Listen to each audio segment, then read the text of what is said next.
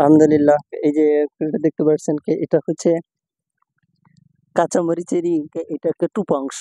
এটা কাঁচামরিচের যখন বাগানে শুকে পাকে পেকে যখন এরকম হয় তখন সেটা তুলে এনে এটা রোদে শুকিয়ে এটা শুকনা মরিচ তৈরি করা হয়। এই যে দেখেন এটা কি সিজন। এখন কাঁচামরিচের যখন সিজন প্রায় শেষ হয় তখন এই টুপা মরিচ তোলা অথবা লাল মরিচ তোলা ব্যাপক উম আ ব্যাপক চাহিদা থাকে।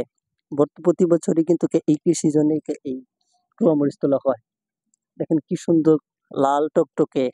এই যে যখন দেখেন এই যে দেখতে পাচ্ছেন এটা পুরোটুকুই অংশ এই কাঁচা মরিচের লাল যেটা এটা পেকে যায় কাঁচামরিচ সেটা সংগ্রহ করে বাগান থেকে তুলে এনে কিন্তু এইভাবে রোদ্রে শুকিয়ে এই শুকনা মরিচ তৈরি করা হয়।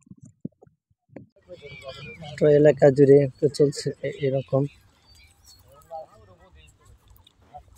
টুপা মরিচ এদের কাঁচা মরিচ এই কাঁচা মরিচ থেকে এভাবে পেকে যখন কি এরকম হয় যে তখন এটাকে রোদ্রে শুকিয়ে ভাবে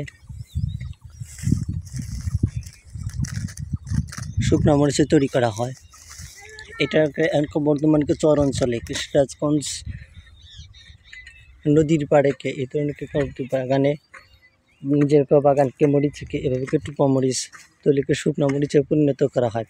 পরবর্তীতে থেকে এটা সংরক্ষণ করে হাটে বাজারে বিক্রি করা হয়। এক্ষেত্রে কিন্তু ভালো দাম আশা করা যায় ইনশাআল্লাহ।